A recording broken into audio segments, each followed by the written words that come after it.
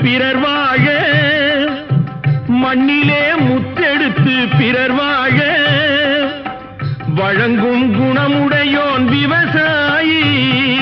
விவசாயி விவசாயி.